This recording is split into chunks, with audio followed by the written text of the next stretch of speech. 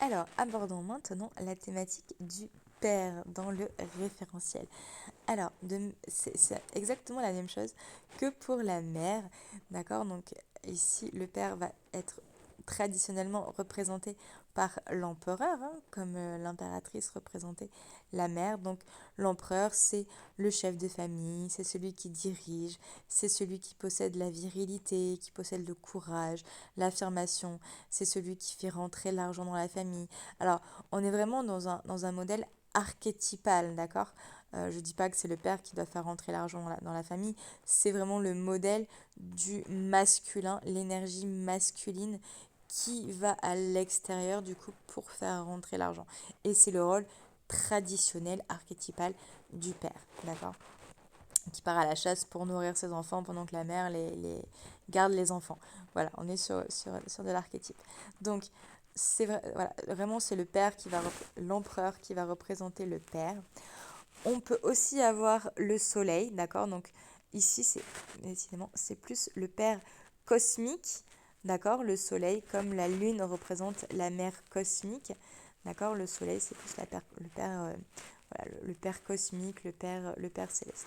Le père physique, pour moi, on est plus vraiment sur l'empereur.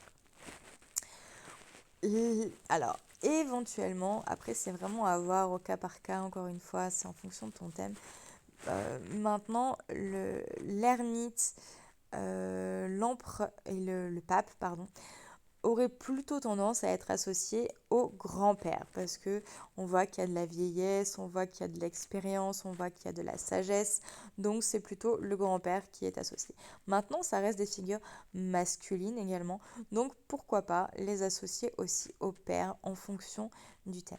Après, c'est toujours pareil. Il faut voir ce qui se passe dans le thème. Si il y a beaucoup d'ermites, beaucoup d'empereurs, beaucoup de papes, bon, bah, qu'est-ce qui se passe au niveau du masculin pour cette personne? Qu'est-ce qui se passe au niveau de la lignée masculine? Qu'est-ce qui se passe au niveau du père? Est-ce que, parce que s'il y a du grand-père, est-ce que c'est le père du père? Donc, est-ce qu'il y a quelque chose qui se passe de génération en génération du côté du masculin, etc., etc. Ça peut être intéressant d'aller voir ces choses-là. Voilà.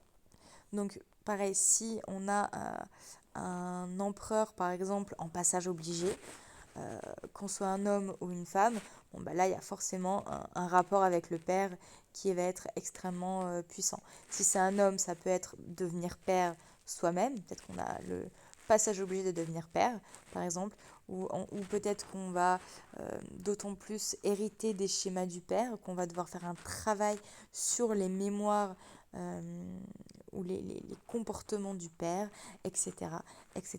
C'est vraiment à voir après dans le thème.